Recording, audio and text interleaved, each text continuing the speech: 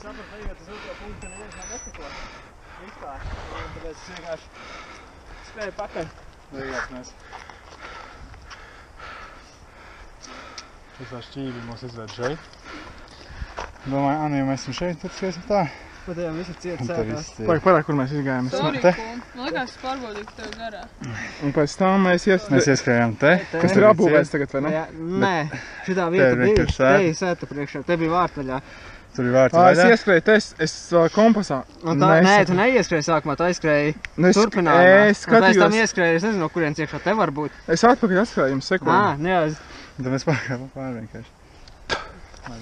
Nu jā, nu tas. Šitos etapus, šitos trīs es zināju. Bet vajadzēja pieplakām. Gals punkts.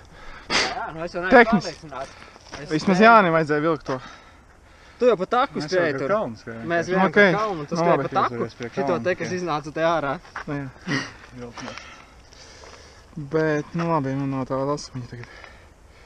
Jo man brīžam sajūta, kad neieredzījās tās leģendas, jo redzi, kā panākt šī tik asā distance, lai skaitot, jo tev ir tik īsi etapi, ka tu nespēji. Nu, kurš locījāt leģendas skatījāties?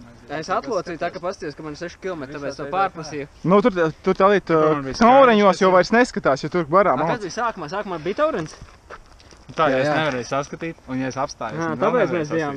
Skatījos kāds 3-4. Jo tur, kur samīcinājāmies, es domāju, ka tas ir kalns un beigās, redzi, tur pat līnija pāri. Kā tu redzi tagad pat stāvot, tu domā, tā ir ieplaka? Es saku, pagadinā, man liekas. Nu, ejam, iziet to tur. Jā.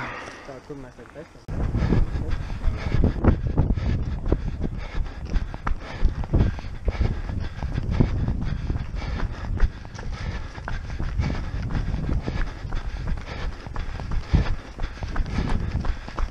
Tur bija vārti.